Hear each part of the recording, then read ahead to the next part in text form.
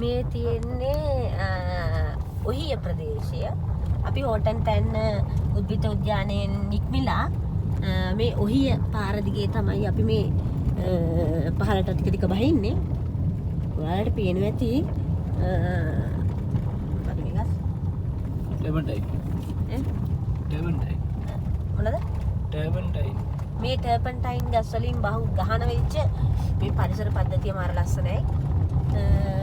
ඇත්තටම තෘණ මත වියලි ටර්බන්ටයින් කොළ පතනය වෙලා තෘණ ශාක ස්තරය වසාගෙන තියෙන්නේ.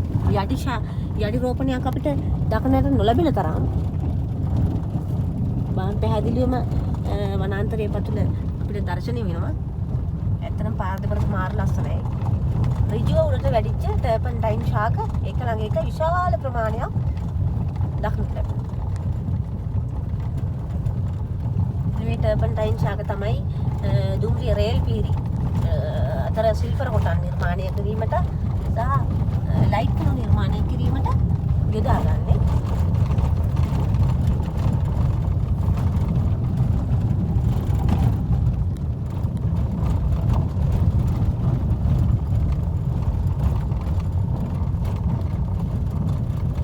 ලංකාවේ අනිත් ප්‍රදේශات එක්ක බැලුවම ඇත්තටම මේ නුවරඑළිය කියලා කියන්නේ විශාල වෙනස්කම් සමුදායක් තියෙන නගරයක් විදිහට සලකන්න පුළුවන්.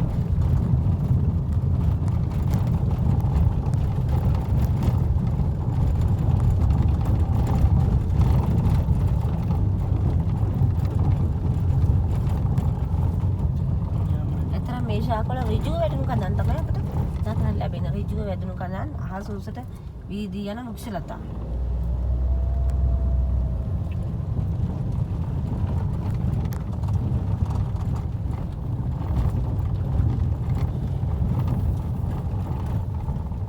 ඇතැම් විට ඔබ හිතනවා ඇති මේක මේ සන්ධ්‍යා භාගයේ යනවා කියලා. නෑ ඇත්තටම වෙලාව දැන් 3:00යි. 3:00 වුණාට දැන් මේ පරිසරය අපිට පේන්නේ. 3:00 පස්සෙන් 3:00 නමුත් ඊට වඩා මේක සන්ධ්‍යා භාගයක් වගේ අඳුරු වෙලා තියෙන තනිකරම පරිසරය.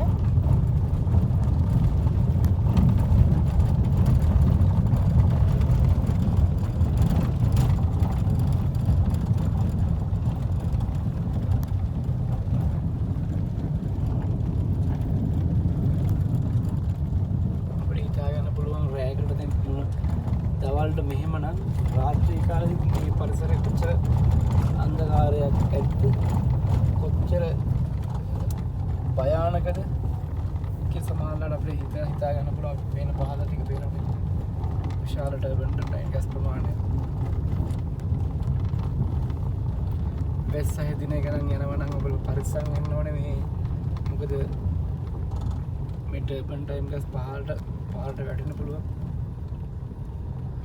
නතර ගන්න හදන චුට්ටක් අපේ පරිසර ලස්සන බලන්න. චුට්ටක් අපේ තව යාළුවෙකුත් වෙන අපේ ගමන් සංගයක් කියන අපිත් එක්ක එතන ප්‍රී ෂූට් එකක් වඩමාන පාරසල් අපි